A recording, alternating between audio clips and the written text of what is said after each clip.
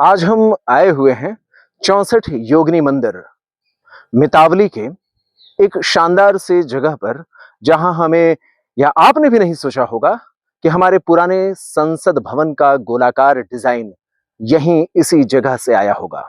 जी हां, ब्रिटिश वास्तुकार sir Edwin Lutyens जब मुरैना के इस क्षेत्र में आए तो वो इस मंदिर की बनावट से इतने प्रभावित हुए कि उन्होंने इसी की तर्ज पर हमारे लोकतंत्र के मंदिर यानी संसद भवन का डिजाइन तैयार किया था। यह सिर्फ एक इत्तेफाक नहीं है, बल्कि इस बात का सबूत है कि हमारी प्राचीन वास्तुकला कितनी वैज्ञानिक और प्रभावशाली रही होगी। आज हम जिस जगह को देखने के लिए आए हुए हैं वो पत्थरों में गूंजी थी विद्या, शक्ति और रहस्य की कहानी को उजागर करती हुई 64 योगिनी मंदिर है।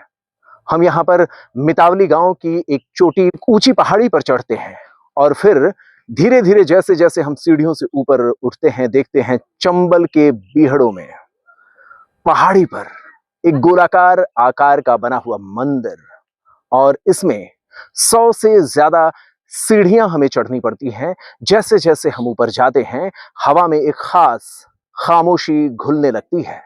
यह 64 योगिनी मंदिर, जिसे प्राचीन महादेव मंदिर भी कहते हैं, यह सिर्फ प्राचीन पूजा स्थल ही नहीं बल्कि एक गोलाकार रहस्य रहा है जिसने भारत के लोकतंत्र की नींव को भी प्रेरित किया है।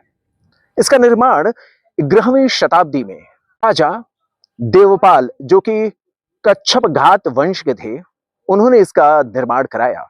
यह कहानी सिर्फ एक राजा के राज से जुड़ी हुई नहीं, बल्कि उस दौर में तंत्र विद्या और प्राचीन विश्वविद्यालय की तरीके से इस बड़े केंद्र के प्रतिस्थापन की थी। यहां पर दूर दूर से साधक और विद्वान आकर तंत्र, ज्योतिष और गणित की विद्या सीखते थे।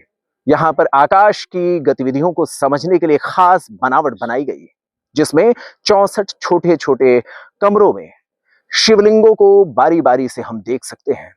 यहां पर योगिनियों की टूटी हुई मूर्तियां हमें देखने को मिलती हैं। खास बात यह है कि जो 64 छोटे छोटे कक्ष हमें देखने को मिलेंगे, हर कक्ष में एक शिवलिंग मिलेगा जो कभी शक्तिशाली 64 योगिनियों की मूर्तियों को समर्पित रहा है।